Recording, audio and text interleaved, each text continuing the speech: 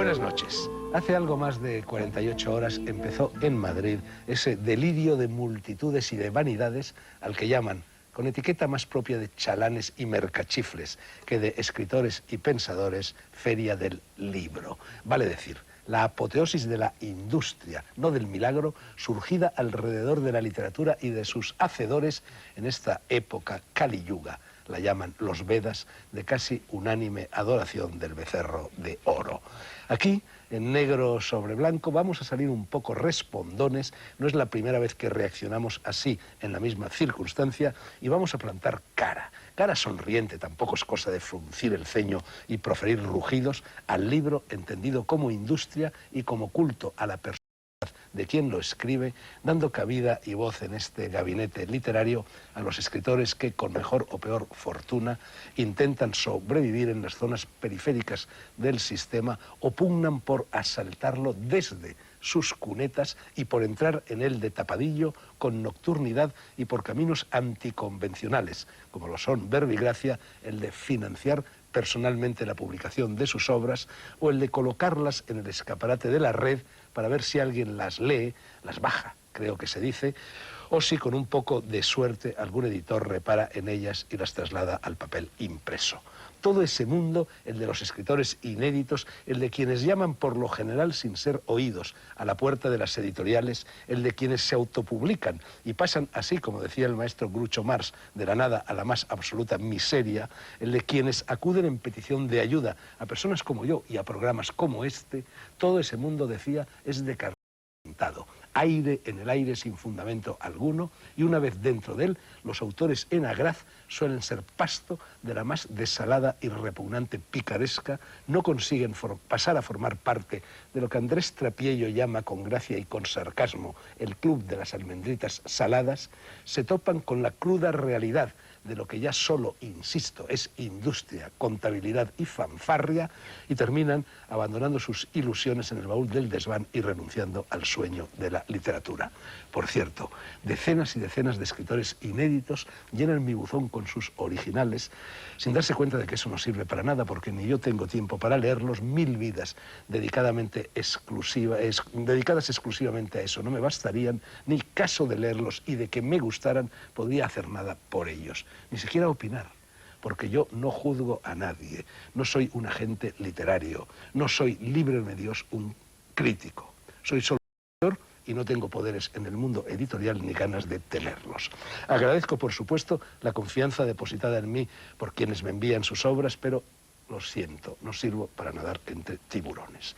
Bien, tenemos hoy aquí seleccionados entre los libros huérfanos, por así decir, que a lo largo de los últimos meses han llegado por conductos transversales hasta la superficie de mi mesa a 4 autores desconocidos, periféricos, excéntricos, en el sentido literal de la palabra, que a pecho descubierto, sin armas ni aliados, intentan que sus libros alcancen a los lectores y empiecen a repicar en la historia de la literatura o del pensamiento, porque mi primer invitado, el primero que va a tomar la palabra, quiero decir, y al que voy a conceder más tiempo, por motivos que enseguida se entenderán que al resto de los escritores presentes en la tertulia, es Luis Martos, abogado madrileño de 66 años, los que yo tengo, que ha escrito este grueso, serio, hondo, culto e interesantísimo volumen, primer volumen, habrá otro, que se titula En busca del universo invisible y que, si bien lleva el sello de la editorial Letra Clara, ha sido sufragado, financiado íntegramente por él mismo. Buenas noches, Luis, y vaya también mi saludo y mi bienvenida a Silvia Noguera Palacios, Puri Díaz de la Madrid y José Pellón, que no son filósofos sino novelistas y que intervendrán en la segunda parte del programa. Amigo Martos, este libro intenta dar respuesta filosófica, respuesta reflexiva, respuesta racional, respuesta analítica a las grandes preguntas que siempre se ha formulado el hombre. ¿Quiénes somos? ¿A dónde vamos? ¿De dónde venimos? ¿Qué es la vida? ¿Cómo funciona y cómo se genera el universo? ¿Hay Dios? ¿Morimos de verdad? ¿Somos inmortales? En definitiva, el ser y la nada. De eso, de la una y del otro, trata tu libro, ¿no? Sí, así es. Así es. Luis, sorprende que un abogado en ejercicio como tú, en un determinado momento de su vida, en fin, ya una vida bastante recorrida, renuncie a su trabajo, pida la jubilación anticipada y se dedique durante 10 años a estar encerrado en una casa escribiendo este libro. Eso es algo así como lo que decía la Bhagavad Gita, que lo que importa es hacer las cosas por ellas mismas y no por sus frutos. Sí, era un impulso irresistible. Yo no sé por qué, no me explico cómo ocurrió, pero es como una historieta, como cuenta una historieta zen de alguien que se traga una bola caliente, una bola casi incandescente, y que tiene que echarla, no tiene más remedio que expulsarla. Pues algo así me pasó a mí. Es decir, yo en estos 10 años me parece que he debido teatro pues 3 o 4 veces, al cine otras 3 o 4 veces y nada más. Quiero decir que yo sabía que si estaba haciendo cualquier otra cosa no me iba a divertir, no iba a estar a gusto, porque mi deber, un deber extraño, que no sé quién me lo ha impuesto, quién me lo impuso, era escribir este libro. Tú habías estudiado Derecho, ya lo hemos dicho, y sin embargo te conviertes en filósofo. Eso no tiene nada de particular. Claro, filósofo no es el que estudia filosofía, claro. Ese será un profesor de filosofía. Filósofo es el que filosofa. Claro, en efecto, o sea que no es lo mismo ser filósofo que ser licenciado o doctor en filosofía. De hecho, hay muchos licenciados y doctores en filosofía que no han filosofado en su vida. La filosofía se hizo desde los presocráticos hasta prácticamente ahora. La mayor parte pues no habían estudiado en la universidad, entre otras cosas, porque la universidad o no existía. La primera, que es la Universidad de París, se fundó en el año 1200, o estaba la filosofía dispersa entre la Facultad de Artes y luego las facultades de Medicina, Teología y Derecho. Sócrates iba al mercado, no a aulas. Sócrates, claro. Avicena era médico, Spinoza era pulidor de lentes de óptica, Jacob Boehme era zapatero, Descartes era ingeniero militar, bueno, Leibniz estudió Derecho, el propio Marx estudió una mezcla de Derecho y Jurisprudencia. Bueno, Luis. Bueno, sí, pero vamos, quiero decir que... Esto es metafísica, ¿no? Sí, y metafísica sí. Que parte de Platón. Sí, sí. Toda la filosofía europea es una serie de notas puestas a pie de página de Platón. Esto lo dijo Whitehead, colaborador de Bertrand Russell, pero tú también lo dices. Sí, así es, sí. Sí, yo estoy totalmente de acuerdo con Whitehead. Evidentemente, vamos, me parece que al revés, que Aristóteles en realidad pues lo que hizo fue estropearlo todo. Me parece un hombre verdaderamente funesto en la historia de la filosofía. Y claro... ¿Por qué? Tú llegas a decir de él que es una presencia pedestre y negativa, sí, y totalmente. Que es el responsable de que la filosofía europea esté metida en el callejón sin salida en el que está metida. Yo creo que sí, porque la diferencia fundamental es que para Platón, o sea, para Aristóteles, las formas están inseparablemente unidas a la materia, mientras que para Platón son independientes de la materia. Esto es fundamental, esto me parece básico, vamos. Aristóteles, al traer las ideas al mundo material, lo que hizo fue, en cierto modo, rebajar la filosofía, en cierto modo. Bueno, eso que estás contando es lo que está representado en el cuadro de las estancias de la Escuela de Atenas, donde se ve a Platón señalando con el dedo hacia el cielo y Aristóteles trayendo las cosas aquí abajo, ¿no? No lo sabía, pero efectivamente lo refleja muy bien eso, sí. Bueno, ¿y la filosofía oriental en qué medida está presente en tu libro? Te lo digo porque ha habido desde siempre una arrogancia por parte de los filósofos occidentales que vienen a decirnos: la filosofía nace en Grecia y solamente aquello que se deriva de Grecia es filosofía. En Oriente nunca ha habido filosofía, cuando lo cierto es más bien lo contrario. La filosofía oriental es anterior en el tiempo a la occidental y posiblemente mucho más profunda que la occidental. Efectivamente, estoy de acuerdo contigo. Hay filósofos, por ejemplo, el budista Nagarjuna, que es un coloso de la filosofía. En fin, bueno, en el budismo tenemos, sobre todo en el budismo, más que en el hinduismo, tenemos filósofos como este que acabo de citar. Luego tenemos verdaderas escuelas de pensamiento, la escuela Madhyamika del budismo, la escuela Yogacara, la escuela Vajrayana. En fin, que efectivamente hay una tradición filosófica en Oriente. En el libro mío no es, vamos, trato concretamente del taoísmo, especialmente del taoísmo. Bueno, es la más filosófica seguramente de Es todas la las más doctrinas filosófica y orientales, además es que coincide muchísimo con las tesis de mi libro. Es decir, que prácticamente, vamos, casi podría decirse que mi libro, y esto es a posteriori, esto no ha sido a priori, pero que parece copiado casi mi libro del taoísmo, no está copiado. Pero bueno, efectivamente coincide muchísimo, las tesis a las que yo llego coinciden muchísimo con el budismo y con el taoísmo, más que con el hinduismo, claro. Bueno, no solo la filosofía oriental está presente en tu libro, sino también la parapsicología, También. la física cuántica y la astrofísica. Sí, es que lo que me parece, no sé cómo llamarlo, absurdo, vamos, o extrañísimo, es que actualmente la filosofía prescinda, o sea, no tenga en cuenta para nada la física, concretamente la física o mecánica cuántica, y que tampoco tenga en cuenta para nada la parapsicología, que lleva ya pues 100 años por lo menos, y claro, son hechos fundamentales. Es decir, toda la vida, la física ha surgido de la filosofía, lo mismo que las matemáticas, ¿no? En este momento la filosofía, por lo menos yo no conozco filósofos que tengan en cuenta estas cosas. Entonces, claro, con el sistema o la teoría a la que yo he llegado, se explican muchos fenómenos, o sea, se da el marco teórico para que puedan explicarse muchos fenómenos de la parapsicología y también de la física cuántica y de la astrofísica. Bueno, eso es otra semejanza con Platón. Tú le das a este libro forma de diálogo. Forma narrativa, hay una tertulia, una serie de personajes, hombres, mujeres concretos, incluso aparece la vida cotidiana, tú llegas a la tertulia, te vas, te indignas, te enfadas, no te enfadas, te reconcilias. Es decir, yo creo que eso es un poco la vaselina, por así decir, para introducir la filosofía en el ánimo del lector. Es decir, la fórmula que inventó Platón, la de convertir la filosofía en un diálogo, pues es una excelente manera de interesar por la filosofía a aquellos que lógicamente estarían un poco alejados de ella. Efectivamente, así es, claro, lo he hecho para darle amenidad al libro, para que las personas puedan ir poco a poco entrando en los temas filosóficos y, en fin, darle eso, amenidad.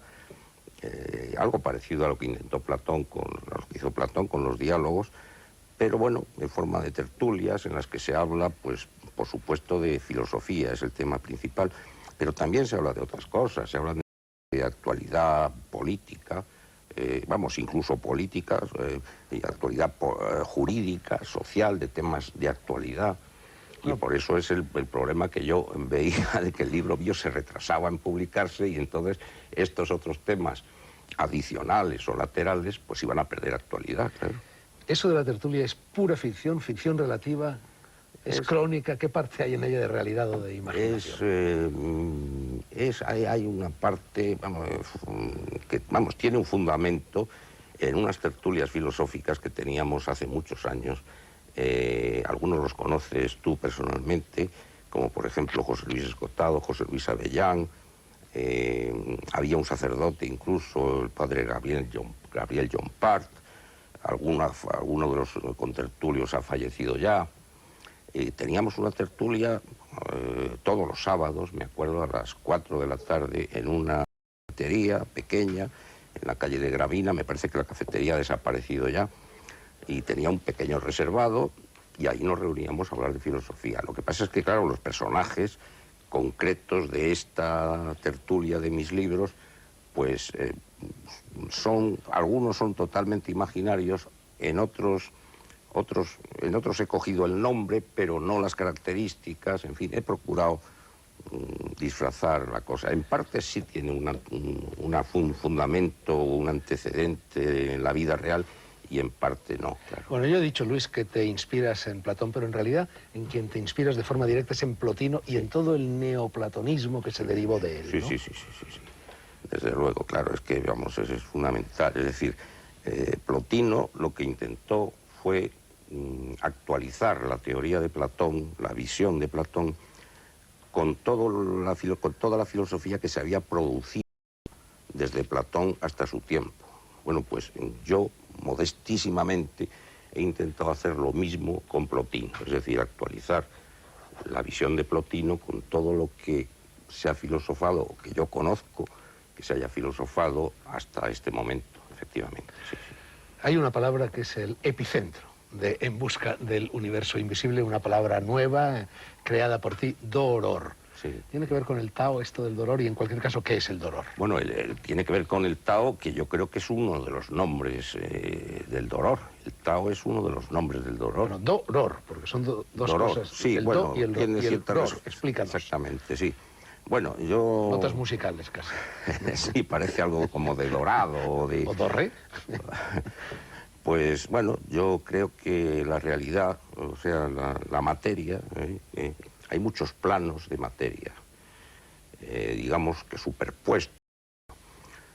Cada vez los planos son de materia más sutil, hasta llegar a un plano de materia súper sutil, en el cual, bueno, se produce una serie de cosas, como por ejemplo que allí las formas no se mueven, no existe movimiento. Entonces yo, fundándome en el Timeo de Platón, creo que el espacio-tiempo surge del movimiento de las formas, no de las formas, sino del movimiento de las formas. Por lo tanto, en ese plano de materia súper sutil, no hay espacio-tiempo, es la eternidad, un presente eterno. Bueno, pues dolor quiere decir doble óptimo real, las iniciales de doble óptimo real. Cada uno de nosotros, aunque no lo sepa, tiene, aunque no sea consciente de ello, tiene un doble, muchos dobles, tantos como planos hay, realmente son infinitos, en los que es efecto que aquí, que en este plano de materia densa, que es en la que estamos ahora, la que nos movemos ahora, y es óptimo porque con diversos grados de optimización, y es real porque creo que es real, como Platón decía que las ideas eran reales. Y entonces el or quiere decir óptimo real, pero ya no doble. ¿Por qué? Porque en ese plano de materia supersutil, al que yo llamo dolor, hay formas, en parte tiene formas y en parte no. Eso ya lo decía Lao Tzu sobre hablar del Tao, decía que en parte tiene formas y en parte no. En cuanto que no tiene formas... El Wu-Wei, ¿no? El concepto de lo vacío y de lo lleno. Es el vacío el que crea la forma, es la forma la que crea el vacío. Yo he visto la coincidencia, vamos, a posteriori, he visto la coincidencia con el Tao. Entonces, en cuanto que solamente es pura bendición y felicidad, pura conciencia, pero sin formas, entonces es óptimo real, pero no doble. La unión de las dos cosas, con formas y sin formas, es dolor. Bueno, tú pareces admitir la existencia de Dios. Y sí, naturalmente te planteas lo que es el eterno problema de la historia de la filosofía cuando se admite la existencia de Dios, sí, sí, y es la existencia del mal. Claro. Y su ardua conciliación con la noción de un Dios bueno. Claro. ¿Cómo resuelves esa antinomia? Bueno, esa antinomia queda resuelta, bueno, por supuesto que admito la existencia de Dios, sin ella sería como un rompecabezas en el que falta la pieza principal, y la antinomia consiste en que en esos planos de materia, los planos de materia más sutil, más, bueno, ya he explicado en el libro, no voy a meterme aquí en el libro en qué consiste la sutilidad o la densidad, pero bueno, en esos planos reflejan mejor la bondad de Dios. Es decir, Dios al crear la materia, yo creo que existe solamente Dios y materia. Entonces, al crear la materia, le comunica, por la sobreabundancia de su esencia, que decía Plotino, le comunica la existencia, primero, y luego, junto con la existencia, le comunica otras cosas. Le comunica el bien, le comunica la conciencia, por ejemplo, y le comunica felicidad. Bueno, pues esos planos en el dolor es lo que mejor, gracias a su sutilidad, es lo que refleja mejor, lo que mejor recibe estos efectos de la existencia de Dios. Pero en el plano nuestro, de materia más densa, las formas de este plano pueden resistir las formas del dolor con las cuales hay una relación dialéctica, ¿eh? Es decir, aquí aparecen unas formas, en el dolor aparecen unas mucho mejores, en nuestro plano se sigue o no se sigue, en fin, bueno, hay una relación dialéctica, y entonces pueden contradecir a esas formas del dolor o dificultar su... Pero vamos a ver, Luis, los occidentales resuelven esta dicotomía, esta antinomia que hemos mencionado recurriendo al concepto del libre albedrío, tanto los filósofos como los teólogos. Tú niegas, en cambio, la existencia del libre albedrío. Los orientales, en cambio, resuelven la antinomia recurriendo al concepto del karma y recurriendo sobre todo al monismo. El bien y el mal son avatares, caras, manifestaciones diferentes de una misma realidad frente al dualismo de los judeocristianos que separan el bien del mal. Claro. No, yo soy dualista, yo creo que fundamentalmente, vamos, que lo que existe es Dios y materia. Ya explico cómo aparece la materia, no creada, sino que surge, no es objeto de un acto de creación voluntaria de Dios, sino que surge como consecuencia de la existencia de Dios. Entonces, no existe más que Dios y materia, la nada no es más que un fantasma de nuestra mente. Entonces, yo, por supuesto, no creo en el libre albedrío. El ser humano forma parte, o sea, vamos a ver, yo no creo tampoco en la existencia del alma. El alma es el funcionamiento del cerebro, el resultado del funcionamiento del cerebro. El hombre no es un cuerpo y un alma, es un cuerpo animado. Y ese cuerpo animado, existe también un cuerpo animado en cada uno de los sucesivos planos de materia. Entonces, simplemente, como la materia, el mundo material es único, uno, y todas sus partes están interconectadas, el ser humano, al no estar fuera del mundo, está sometido al mundo. Es decir, el libre albedrío no es más que un espejismo. No existe el libre albedrío. ¿Podría intervenir? Por favor. Bueno, yo no tengo muchos estudios de filosofía, pero me gusta mucho pensar, ¿no? Entonces has dicho que la nada no existe. La nada no es más que un fantasma de nuestra mente, sí. Yo pienso que si Dios existe, y creo que sí, tiene que existir primero la nada. Porque si Dios es el principio y el fin, tiene que existir la nada para que esa nada sea Dios, y ese Dios, con su fantasía, su imaginación, vaya creando la materia. Entonces, Dios y materia es lo que existe, pero porque Dios es la materia y Dios es la nada. Bueno, Puri, no podemos seguir esta discusión porque se nos iría el programa entero, pero sí me gustaría hacerte una observación. Estás hablando del concepto de Dios que se tiene en el judeocristianismo, en el mundo occidental, de un Dios creador del mundo y separado de la creación. Pero hay otros conceptos posibles de Dios como consecuencia de la evolución del universo, por ejemplo, y en ese caso lo que estás diciendo, pues, perdería gran parte de su fundamento. No podemos hablar de esto, perdóname, todavía un par de preguntas a Luis Martos. Vamos a ver, Luis, ¿por qué dices, esto te lo pregunto por estricta curiosidad personal, dices que la segunda parte del Padre Nuestro es falsa? No viene de Jesús, sino de otras voces. Sí, de algún escriba del siglo IV. ¿Por qué lo dices? Pues porque no concuerda en nada con lo que se dice en la primera parte. Es decir, el objeto único y casi obsesivo de la predicación de Jesús de Galilea fue anunciar a sus compatriotas la buena nueva, la buena noticia de la existencia real del dolor, o como él llamaba, del reino de Dios o del reino de los cielos. Y él lo percibía con toda claridad. Jesús lo percibía hasta el punto de que a veces, si coges el Evangelio, a veces parece que habla el dolor suyo por boca de él.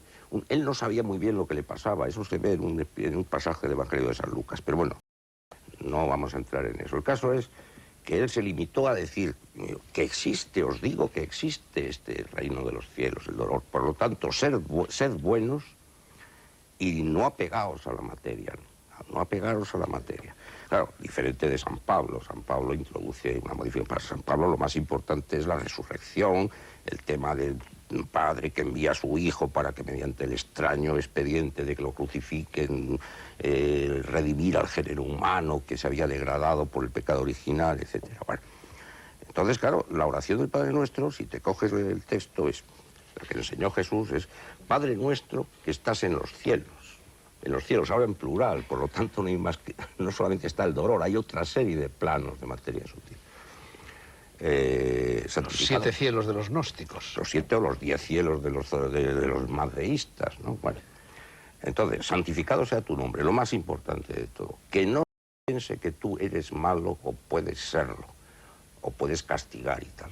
Que nunca se piense eso. Eso también lo dice pone Zoroastro en boca de Ahura Mazda. Bien, eso es lo más importante. Santificado sea tu nombre. Que se sepa que tú eres siempre bueno, que siempre quieres el bien y para todos, no solamente para los buenos, sino también para los malos. Es un amor incondicional y continuo el de Dios para con... Eso ya lo dijo, antes de Jesús lo dijo Sócrates, exactamente lo mismo, ¿no? Y Pitágoras. Bueno, perdona, no, ibas a decir algo. No, bueno, luego, claro, te dice, venga tu reino. Es decir, que las formas de este mundo material se ajusten a las formas del dolor. Es decir, hágase tu voluntad como en la tierra, como en el cielo. Como se hace en el cielo, así también se haga en la tierra. Se dice, las formas de este mundo se ajusten al dolor. Y luego, ¿por qué? Porque tuyo es el poder y la gloria. Bueno, no sigamos analizando el Y Padre todo lo Nuestro. de en medio... Todo lo de en medio es una invención porque es que revela una mentalidad distinta. O sea, el que lo redactó se cree que a Dios se le puede ofender, cosa que es imposible, porque está por encima de todo, por encima de la existencia, incluso, decía Plotino. Y luego, porque Dios no hay que pedirle nada, a Dios no hay que pedirle nada porque ya sabe lo que necesitamos y nos lo da en el dolor. Y tomando conciencia de eso, quizá se curan enfermedades y se resuelven problemas, tomando conciencia de que ya existe en el dolor el bien de Dios. Luis, última pregunta. Edad de oro, filosofía de grandes sistemas, Platón, Aristóteles, Kali Yuga, periodo de disolución, de dolor, de fatiga, de confusión, de desconcierto, pequeños sistemas filosóficos, o mejor dicho, ningún sistema filosófico. Filosofía aplicada a la vida cotidiana, la de los estoicos, la de los epicúreos, la que le sirve al lector para resolver su vida, no solo para explicar misterios del universo. ¿Qué hay de eso en tu libro? Tu libro tiene una aplicación estoica, una aplicación epicúrea a los problemas que en el Kali Yuga tienen todos los lectores posibles. El libro, bueno, produce por lo pronto una tranquilidad, bueno, fundamentalmente la posibilidad clarísima de la inmortalidad individual, ¿eh?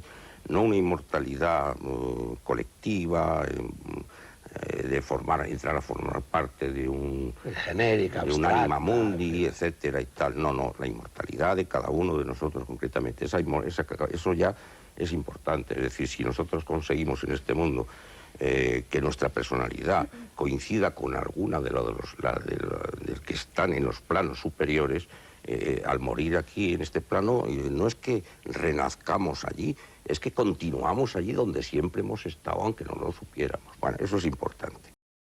¿Cómo se coincide? Pues haciendo el bien, con el amor, con la benevolencia universal que decía el budismo, porque es la manera de que coincida con estas cualidades que son las que tiene el dolor, que son el efecto de la existencia de Dios sobre el dolor. Bueno, segundo, naturalmente, si nosotros no somos conscientes de la existencia de este plano del dolor, pues nos creemos entregados a nuestras propias fuerzas en este mundo, a fuerzas contrarias, etcétera, y a nuestros propios medios, a nuestras limitaciones y tal.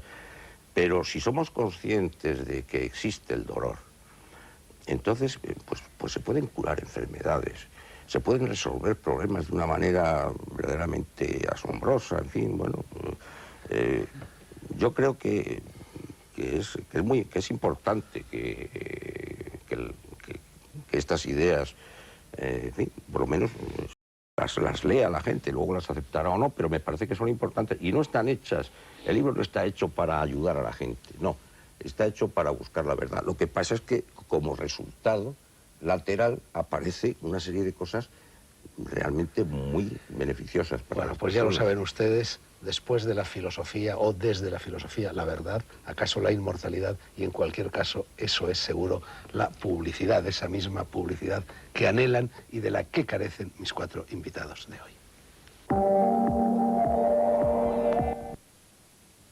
No quiere ser peyorativa la palabra, sino todo lo contrario, que pugnan por abrirse paso y por encontrar un huequecillo al sol en la jungla y a veces patio de monipodio de la industria editorial.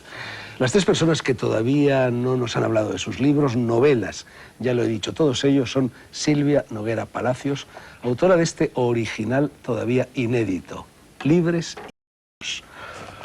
Puri Díaz de la Madrid, Purificación Rosario Díaz de la Madrid Gallo, autora de Su destino en la Tation, novela interactiva que ha sido publicada, pero al parecer no distribuida por Ediciones Cardeñoso. Primera vez que ese sello llega a mis oídos. Y José Pellón, autor de Algo en qué creer, editorial Litera, que es como debería ser, y no Litera, que es como se escribe en la portada de este libro. Tampoco conozco ese sello.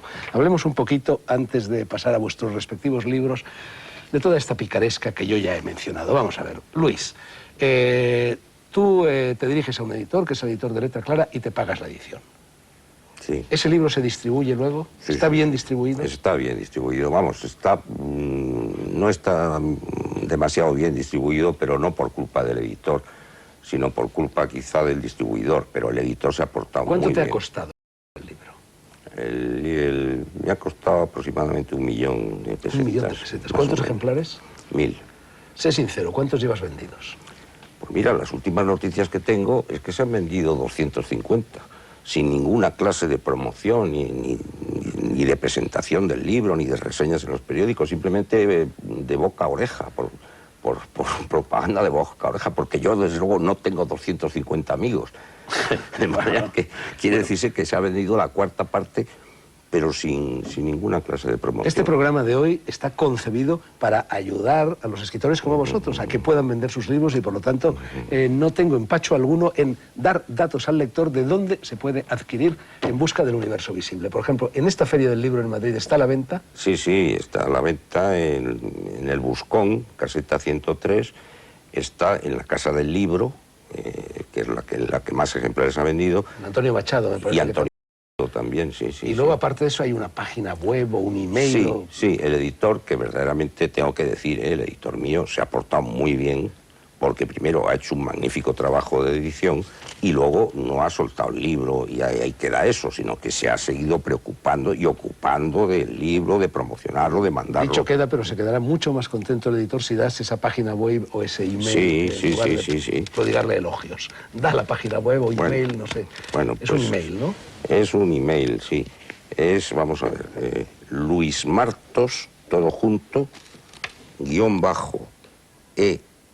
_ELC, @ o hotmail, con H aspirada, hotmail, todo junto, .com. José Pellón, Algo en qué creer. Litera o Litera.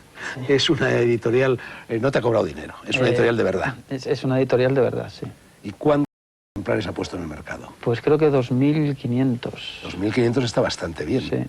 Es que han apostado por mí, les ha interesado mucho mi trabajo y han ido a saco conmigo. ¿Y está bien distribuido? Pues sí, lo encuentras en librerías importantes de cada ciudad y en centros comerciales de renombre. Incluso de fuera de Cantabria, porque creo que la editorial es cántabra. No, la editorial es catalana. Es catalana. Es catalana, sí. Y está en todas las provincias. Sí. Y lo de Cantabria es por tus orígenes geográficos, familiares. Sí. De allí soy. Puri, Su destino en la Tation. Tation. Falta el acento. Bueno, esto te lo has publicado tú. Sí, a través de Ediciones Cardeñoso. ¿Pero existen esas Ediciones Cardeñoso? Yo no he estado allí personalmente, lo conocí a través del teléfono y por mediación de otra persona, y bueno, pues me ofreció esta forma tenía que pagarlo y así se publicaba, pero después no se encargaba él de distribuirlo ni de nada. Simplemente me los mandó a mi casa, que todavía tengo alguna caja. ¿Cuánto te ha costado a ti editar el libro? Pues 550.000 pesetas, y se supone que haciéndome un favor, y han sido solamente 400 y muy pocos ejemplares. ¿Y cuántos has vendido? Y pico, pero... ¿Cuántos has vendido? Pues he vendido 100 y pico. Y no sé si ¿Cómo? alguno más... ¿Colgándolo en la red o cómo? No, ha sido prácticamente hablando de él a 4 conocidos y luego distribuyéndolo por la Costa del Sol en algunas librerías, no en todas, porque yo, claro, me costó un poquillo caro y tampoco tenía facilidades como otros libros para no llevarme una comisión, para dar demasiada comisión a las librerías. Misma pregunta que acabo de formular a Luis Martos y a José Pellón. Quien quiera adquirir este libro, se supone que para leerlo, ¿qué tiene que hacer? Bueno, pues lo tiene difícil, la verdad. Es un libro para muy poco... Porque, bueno, lo más fácil es en la Costa del Sol, en algunas librerías de varios pueblos de la Costa del Sol, y en Cantabria, en Santoña y en Colindres. Y bueno, pues me gustaría que de aquí me saliera un representante, alguien que me ayudara a mover este libro y que lo pudieran adquirir más personas, porque creo que es interesante. Tú estás aquí, Puri, porque el 20/5/2002 me enviaste una carta en la que me decías, bueno, que estabas convencida por una parte de que tu novela merecía la pena, cosa que todos los autores creen de la propia obra, y luego acudías a mí como a tu última carta. Bueno, la verdad es que no he llamado a muchas puertas, porque hay puertas también que he desechado yo de entrada, ¿no? Esta me parecía un sitio interesante para anunciar mi libro, porque también pensaba que lo ibas a leer y que iba a ser una opinión tuya, y entonces pues he llamado solamente a 2 puertas, o 3, la verdad, en el Canal 2 de Andalucía y aquí. ¿Y te han contestado en las cartas? Pues en una me contestaron diciendo que era muy interesante, pero que se lo querían leer primero, y de entrada les había parecido interesante y lo querían leer para hacer una entrevista en condiciones, pero de esto hace 1 año y medio me volvieron a hablar diciendo que sí, que estaba muy bien, pero que tenían muchas entrevistas pendientes, y todavía estoy esperando, vete a saber. Silvia, tu caso es diferente, porque esta es una novela que no se ha publicado. ¿Has llamado a la puerta tú también de muchos editores en este caso? Pues no, muy pocos. Lo mío ha sido la ley del mínimo esfuerzo, la verdad. ¿Pero no te gustaría que se publicara? Sí, pero no me resulta importante. O sea, yo no he escrito para que se publique. Yo he escrito por la necesidad de escribir, por la necesidad de crear. Como la bola incandescente de Luis Martos. ¿Llevabas también dentro una bola incandescente? Sí, por una necesidad artística creativa, pero no porque se publique. O sea, si se publica, bueno, pues eso es una posibilidad. Pero yo no escribo para que se publique. Yo escribo por mí, ¿eh? Yo tampoco escribí para publicarlo, de hecho yo escribo de hace mucho tiempo como hobby y después pues como si lo tiro a la basura. Pero cuando creí que tenía algo que merecía la pena ser leído, pues ahora por supuesto quiero que se publique y que lo lea todo el mundo, cuanto más gente mejor. Bueno. Pero por ejemplo yo me horroriza la idea de escribir por hobby, No. o me horroriza la idea de escribir para entretener a nadie. O sea, yo escribo primero para mí, por una supuesto. necesidad artística, creativa. Y Es que yo luego lo puedo demás, llamar hobby, pues, tú lo puedes llamar para mí. Es la misma expresión. No, yo lo llamo artístico, Perdona que creativo, no intervenga. hobby. Yo creo que la cosa tiene Sí. su importancia, ¿eh? Es muy distinto escribir para publicar que escribir por la bola incandescente. Sí, pero- Yo siempre que un escritor joven que no ha publicado sus libros se acerca a mí, me pide consejo, yo siempre le pregunto, si estuvieras en una isla desierta y no tuvieras ni siquiera una botella para meter dentro el manuscrito y tirarlo al mar, ¿escribirías? Si me dice sí, yo le digo, tú eres escritor, sigue escribiendo. Si me dice no, yo le digo, tú lo que buscas es fama, tú lo que buscas es dinero, tú lo que buscas es ligar, tú lo que buscas es salir en la tele, lo que sea. Entonces, eso sí que me parece importante. En una isla desierta, tú, José, ¿escribirías? Yo quiero irme a una isla desierta, es mi destino. Quiero desaparecer, quitarme de en medio. Bueno, ¿y escribirías o no? Cuando Pues llegues claro, a... escribiría, pintaría y si tengo carretes para estar una temporada larga haría fotos. Para mí, que es lo que estoy haciendo. Bueno, en la isla desierta no las podrías revelar. Bueno, sí, bueno, con una Polaroid. Hoy en día ya sabes que hay Bueno, ¿y soluciones tú en la isla para... desierta? Por supuesto que escribiría en cualquier sitio. Bueno, de vosotros dos ya sé que escribiríais. Bueno, ¿has dado algún paso concreto con algún editor? Te lo pregunto Bueno, porque a mí, sí. y te lo digo con absoluta franqueza, esta novela me parece excelente. Entonces, si yo fuera editor y un original como este llegara a mis manos, yo lo publicaría sin titubear. Es un libro escrito evidentemente para una generación, para la gente joven, quizá la gente que tiene más de 40 años se va a interesar menos o se va a interesar solo socialmente, pero es un libro, en mi opinión, muy superior, por ejemplo, al diario de Bridget Jones, con el cual cabría emprenderlo. ¿Qué te han dicho Pues los muchas editores? gracias. Pues nada, lo he mandado a 3 editores, a 3 editoriales, así como las que pensaba que podían estar interesadas. De una me contestaron como la semana por email y me dijeron pues la típica carta pro forma, que estaban llenos de títulos y tal y que no tenían espacio. De otra y de otras 2 no me han contestado. José se está riendo. Sí, sí. Te digo No las me han cartas, te digo las contestado. cartas. Sí. Agradecemos atentamente haya usted puesto en nuestras manos su manuscrito, pero lamentamos comunicarle que tras sesuda revisión por nuestros especialistas no encaja en ninguna de nuestras colecciones. Sí, Con lo cual, algo lo que así. hizo mi editorial, Litera Books o Litera Books, fue hacer una colección para encajar mi libro. Es maravilloso, es colección literaria. es número 1. No sabían dónde encajarme tampoco. Pues se hicieron la colección para encajarme. ¿Y ha habido un número 2 o todavía no? No lo Eres sé, el único. pero yo soy el 1 de colección Litera Narradores. Es fantástico. No sabían qué hacer conmigo y me metieron ahí en una cosa nueva. Bueno, también dicen, no entra en nuestra programación, ¿no? Sí, encaja Es lo mismo, ¿no? Sí, en sí, ninguna sí, de sí, nuestras sí. No encaja en... Bueno, ¿y por qué no hacen, perdona, por qué no hacen un catálogo de noveles, las editoriales?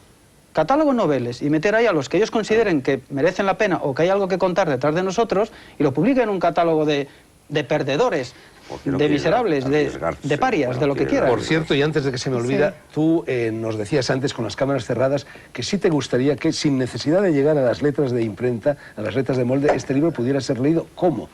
Escribiendo a tu bueno, email. sí, como decíais que Pues cada da el uno email da- igual si te atreves, ¿eh? Vas a recibir una avalancha de llamadas, no No, lo todas que ellas digo que si literarias. alguien lo quiere leer, que yo lo regalo gratis. O sea, que mi objetivo no es pues venderlo. da el Y por email. cierto, en lo que decíais de las presentaciones y tal, me parece que está precioso presentado, que no hace ninguna falta ponerle este tipo de tapas y este tipo de formato. Está estupendo. Da el email, Silvia.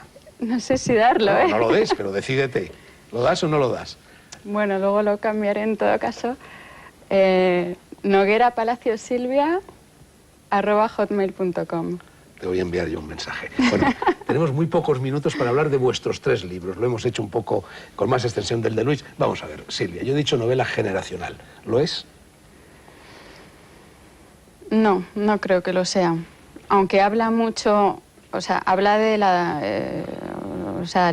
edad de los protagonistas es la adolescencia, que es una edad convulsa, una edad que me interesa muchísimo porque están las puertas abiertas, puedes escoger, no tienes la obligación de trabajar, no tienes la... Es una novela de aprendizaje. Hay 2 personajes que además son 2 personajes que representan tipologías muy diferentes. Laura Sí. y Mimí. La una es barroca y la otra es renacentista. Sí. Y... Esa distinción que haces entre los 2 tipos está muy bien escrita. Sí. Y hay un polvo maravillosamente escrito. Y, bueno, varios.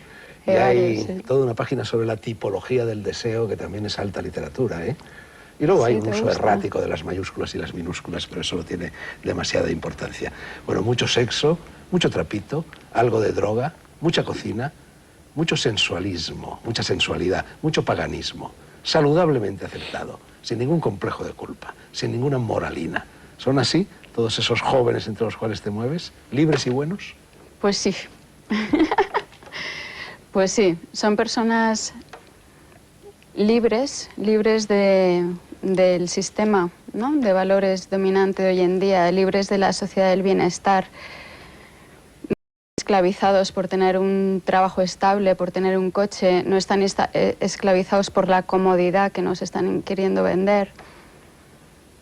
Son personas libres, un poco outsiders del sistema, tránsfugas y buenos, por supuesto, porque no concibo la libertad sin la bondad. Bueno, por debajo de toda esta libertad y de toda esta bondad, sin embargo, pulsan, palpitan, laten muchos dramas íntimos. Relación con la madre, relación con el padre, esa especie de alquimista. Por cierto, ¿has encontrado alguna vez una ánfora debajo de un olivo? No, pero la he buscado.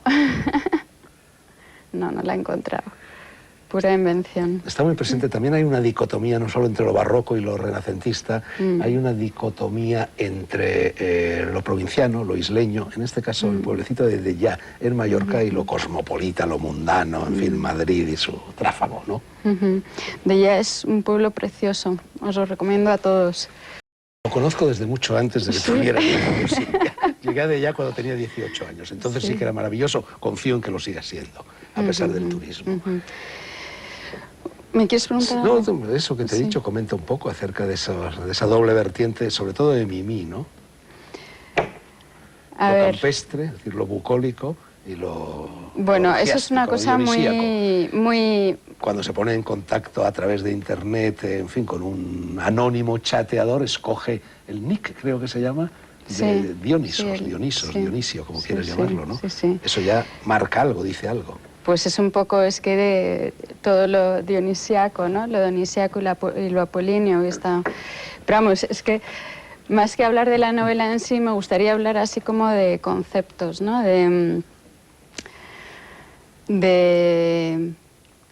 Pues eso. Bueno. Corta. Sí, corto, te quito la palabra porque no podemos empezar. hablar de conceptos, igual que corté antes la conversación entre Puri y Luis. Dicho queda, ojalá encuentres un buen editor y lo encuentres pronto, Silvia. Puri, vamos con Su destino en la Tatión, porque Tatión efectivamente es la contracción de habitación puesto en boca de una niña, ¿no? Sí. Y esa niña se ha fabricado un mundo en el cual maneja sus muñecos como Dios quiere, y eso un poco se transpone yo. Luego también novela de aprendizaje, novela de iniciación a la adolescencia, a la edad adulta. Sí.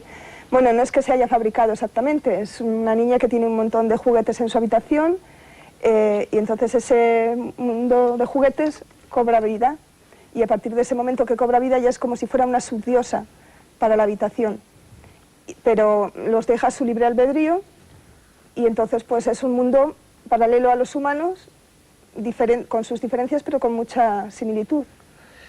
Novela interactiva. Sí. ¿Qué es una novela interactiva? Bueno, yo este lo sé caso, porque he leído la novela, pero explícalo. En este caso es interactiva porque el lector puede escoger las decisiones que tiene que tomar la protagonista, las puede decidir el lector. Para ello cuenta con un principio y 12 finales diferentes, por tanto puedes ir saltando un capítulo u otro según la opción a tomar. Es como la vida misma, igual que plantean decisiones que hay que tomar de si aceptas una cosa, no la aceptas, por ejemplo, si pruebas las drogas, no las pruebas, si te casas, no te casas, esas decisiones, pues las va tomando el lector. Porque pero es una interactividad relativa, porque al fin y al cabo es siempre tu voz, es siempre tu mano, es siempre tu pluma. Lo realmente interactivo sería que el lector siguiera las historias, tú no. Sí, les propones varios desenlaces posibles, pero... Para eso queda la vida, para que experimenten con su vida lo que quieran, porque aquí transmito que la vida la hace uno día a día, y es prueba de ello. El libro yo creo que es muy realista y entonces pues se puede ver reflejado sobre todo la juventud. La protagonista es joven, se puede ver muy reflejado, incluso reflexionar sobre la vida, sobre el destino, sobre uno mismo y en fin, porque por ejemplo la protagonista principal empieza en una depresión y según los caminos donde el lector la lleve puede salir de esa depresión o hundirse en ella. Entonces, pues es para que, no sé... Bueno, es un adolescente que deshoja la eterna margarita de abandonar o no abandonar la casa paterna, ¿no? Algo a lo que todos nos hemos visto enfrentados en algún momento de nuestras vidas, ¿no? Ahí empieza su aventura, sí. ¿Qué te dice la gente que lee el libro? Pues no sé si creérmelo, porque todo el mundo me ha dicho que le gusta de momento. No ha habido nadie que me diga que no y que les ha parecido muy interesante. Los que menos lo han valorado simplemente me han dicho que les ha gustado mucho y les ha entretenido. Bueno, es tu primera novela, es tu primera novela, es tu primera novela. Todo autor, creo yo, todo autor no, todo ser vivo lleva dentro al menos una novela, que es la propia, la de su propia vida. Los novelistas de esa novela suelen tener dentro otras novelas. ¿Tú vas a escribir una segunda novela? Pues quizá escriba un libro de reflexiones. No sé si un ensayo o... ¿Y tú, se publique o no se publique Libres y Buenas, vas a escribir una segunda novela? Yo voy a seguir escribiendo siempre. ¿Pero habías escrito antes también o no? Pues había escrito cosas de arte, sí. Sí, pero vamos, no había escrito novela, llevo escribiendo toda mi vida. También pensamiento, pero para mí misma, vamos, siempre es una herramienta muy agradable para mí. José Pellón, ¿habrá segunda novela? ¿O habías escrito otras ya antes de esta? Yo he publicado un libro de fotografías de surf. Soy fotógrafo también y, bueno, es una guía de surf y todo eso, pero es otra historia. ¿Has escrito un guión de cine también basado en esto, ¿no? Estamos en ello, sí, estamos en ello. Estamos, un amigo guionista y yo, estamos trabajando en un guión basado en esta novela porque es que tiene un guión. Pensamos que tiene un guión y a ver si algún director atrevido se atreve a poner esto en pantalla. Novela escrita desde el escepticismo, total. Novela escrita desde el caos existencial, lleva una dedicatoria que comienza diciendo: dedicada a esos colegas, vivos o muertos, junto a quienes descubrí que la vida no encierra nada. Al mismo tiempo, José, la novela se titula Algo en que creer, como si buscaras afanosamente ese sentido de la existencia. Soy un Géminis radical, no lo puedo evitar. Pero si la existencia no tiene sentido y tú dices que no lo tiene, ¿para qué escribir novelas? Pues porque bueno, hablamos de la famosa bola esa incandescente de nuevo. Yo, por lo que estoy viendo en esta mesa, soy la rama dura de todo lo que se está diciendo aquí. O sea, lo que decía antes Luis, vamos, yo suscribo casi todo. Lo que pasa que yo en mi tratado lo reflejo desde la parte callejera, desde la parte del rock and roll, desde la parte de una generación perdida que no fueron a ningún sitio. O no fuimos, porque yo, si lo cuento es porque estuve es gente infeliz, gente que no sabe muy bien qué pintan aquí, gente que se agarran a cualquier cosa con tal de sacar la cabeza y al final pues les lleva a todos al cataclismo total. Tú también me escribiste una carta y fruto de esa carta es el hecho de que estés aquí. En esa carta al final me decías: ¿no crees que podríamos pasar un buen rato conversando acerca de la transformación de los deseos en espejismos, de decepciones existenciales, de la generación perdida, de viajes en busca de olas perfectas a paraísos ignotos, de un rock and roll sin aditivos, o de la existencia o no de Dios desde el punto de vista de un adolescente desconcertado? Todo deseo es espejismo. A lo mejor la forma de encontrar todo eso es precisamente liberarte del deseo. Es lo que decía Buda, es lo que decía el Tao. Desapégate y encontrarás el sentido de la existencia. Yo, bueno, lo que trato de hacer con los personajes de esta novela es atormentarles, o sea, apretarles las clavijas al máximo para a través de ellos decir todas esas cosas que habitualmente no puedes decir, ¿no? Es una novela llena de dudas existenciales, sobre todo, y al final una pregunta: ¿existe Dios? Es la duda que más amarga a algunos de los personajes, que son todos muy transgresores, y en definitiva yo resumiría mi novela en sexo, drogas y rock and roll, bajo la duda existencial de si existe Dios, si estamos aquí por algo, ¿por qué estamos aquí? ¿Por qué estamos aquí? En tu novela también hay una tipología, también hay una antinomia, y esa tipología, esa antinomia, es la de Marta, que procede del mundo alternativo, del sexo, drogas y rock and roll. Acabé enamorándome de Marta, mujer de muy tanto atractiva, sí, escribir. se ve que estás enamorado de Marta. Sí. Y luego Marta se casa pues con un representante de todo lo contrario, con un cristiano viejo, Juan, un cristiano viejo de Cantabria, ¿no? Sí. Tú te has movido también, es decir, es autobiográfico, eso, te has movido entre los dos Eso me mundos. lo ha preguntado mucha gente que lo ha leído y conocen mi historia. Yo he sido músico, he sido... Y al final, como el surf también aparece por algún sitio y saben mi vena surfista, pues me preguntan si es una biografía. No es una biografía, algo en que creer son mis conocimientos. Yo he estado de espía dentro de una generación, he estado ahí viendo, oyendo, escuchando, dejando que se matasen, y ahora lo cuento, pero son personajes ficticios, solamente que basados, digamos, en personas reales. Muy bien descritos los ambientes juveniles, ¿eh? Dan ganas de volver a ser joven. Bueno, eso siempre da ganas. Somos jóvenes. La protagonista, Marta, se va a la India y vuelve con un perro que resulta ser una rata, y esa rata se llama Psoe. Sí. Eso. Es solo para jorobar a su suegro, que es muy facha. Y como anda todo el día por la casa diciendo, toma PSOE, pues el otro dice que no llames PSOE a ese perro. ¿Y le has jorobado o no? ¿Ha leído el libro tu suegro? No, espero que no, pero la anécdota de la rata, del perro que anda por el techo, es cierta. Le pasó a los padres de un amigo mío. Se trajeron un perro de la India y les habían vendido una rata. ¿Y no se dieron cuenta? No, sí, porque no comía. Y al final un día se la encontraron colgada de un chorizo en el techo. De Cantimpalo. Y dijo, ¿pero cómo ha llegado ese bicho ahí? Y llamaron a un veterinario y dijo, pero si es una rata. Lo que cuento en el libro, solo que yo lo he metido en otro ambiente, es cierto.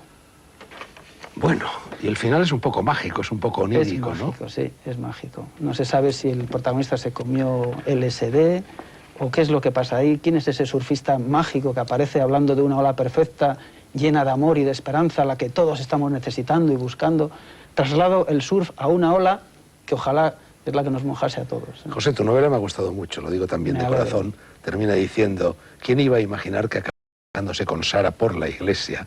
Aunque no asistí, me contaron que fue una boda de campanillas, la novia vestida de blanco y más de 500 invitados. Ya tienen 3 hijos, punto y aparte. Pero no son mis hermanos, punto y aparte, y última línea de la novela. Yo no tengo familia. ¿Es una declaración de principios? Creo que sí. Yo, aunque quiero muchísimo a mi familia, me considero una isla dentro del mundo. No sé por qué. Quizá por eso pinto, por eso escribo, por eso hago fotografías, por eso trato de encontrar cosas más allá de las personas. No sé, es una forma de buscarme a mí mismo, este libro, está clarísimo. De hecho, si me permites, una de las frases que cito aquí en la presentación... Con rapidez, José, que estamos fuera de volando. Fue en invierno cuando tenía 50 años. Entonces comprendí que estaba solo y no me quedaba mucho tiempo. Todas las risas y buenos momentos se hicieron importantes. Me dio más por los libros y mi casa, y la gente me importaban más. Al pensar en las circunstancias de muerte, quise hallar un equilibrio entre alegría y dignidad a la hora de marcharme. Sobre todo, ya no quería aguantar más mierda de nadie. Esto lo dijo Iggy Pop. Señor surfista, que tu novela se encarame también como tu tabla a la cresta de la ola y permanezca mucho tiempo. Amén ya. Tiempo solo ya para despediros y para despedirme de la honorable audiencia. Hemos dedicado esta sesión de nuestro donoso escrutinio a 3 escritores que han tenido la osadía de publicar sus libros sin andaderas, sin padrinos, sin pasar por el aro de esa industria editorial que hace 48 horas sentó sus reales, como todos los años, en el paseo de coches y zonas aledañas del Parque del Retiro en Madrid para celebrar la 62ª edición de la Feria del Libro de la capital del reino. ¿Hay vida literaria fuera de esa industria, de ese frufru, de ese tachún? Pues sí, realmente la hay. Pero los libros son herramientas bipolares que necesitan no solo de escritores, sino también de lectores. Gracias a los 4 y mis mejores deseos. Gracias también a todos los amigos de España, de Iberoamérica y del resto del mundo. La verdad es cosmopolita, decían los alejandrinos, y yo lo repito a menudo, pero nadie debería confundir, es mi opinión, el cosmopolitismo con la sopa de menudillos del multiculturalismo que tanto agrada a los valedores de la corrección política. Buenas noches.